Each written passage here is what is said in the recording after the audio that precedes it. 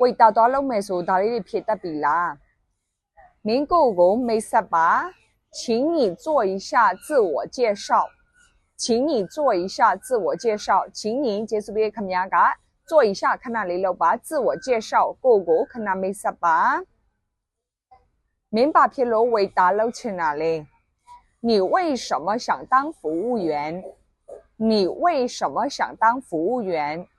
你看呀个为什么把叫么lo想当服务员为达了去哪里？明个，然后为达呢不得比的对种里是啦。你有没有相关的服务经验？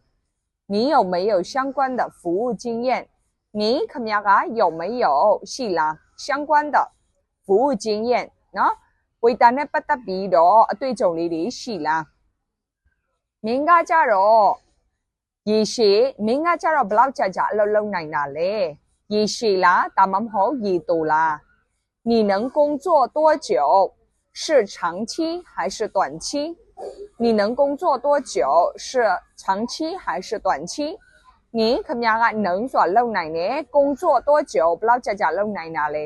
是长期ရေရှည်လား还是短期ရေတိုလားဒါဆိုရင်မိတ်ဆွေတို့ဒါလေးတွေဖြည့်တတ်ပြီလားတကယ်လို့မဖြည့်တတ်သေးဘူးဝေတာနဲ့ပတ်သက်ပြီးတော့အသေးစိတ်เนาะကိုကကျတော့ interview ဝင်ရတော့မယ်ဆိုရင်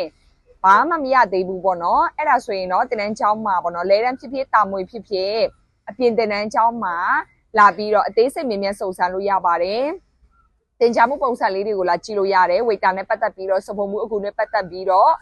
အခုဘိုးဘွားပြုစုပေါ့နော်ဟိုတယ်ဘိုင်အသေးစိတ်အဲ့ဒါလေးတွေကိုလေ့ကျင့်ပေးတဲ့အတန်းလေးတွေရှိပါတယ်အမြန်ပြောတတ်ချင်တယ်ဆိုရင်အမြန်ဆုံးပဲလာပြီးတော့ join လို့ရပါတယ်အားလုံးကျေးဇူးတင်ပါတယ်ရှေ့大家ဒီချက်ကြိုလိပါ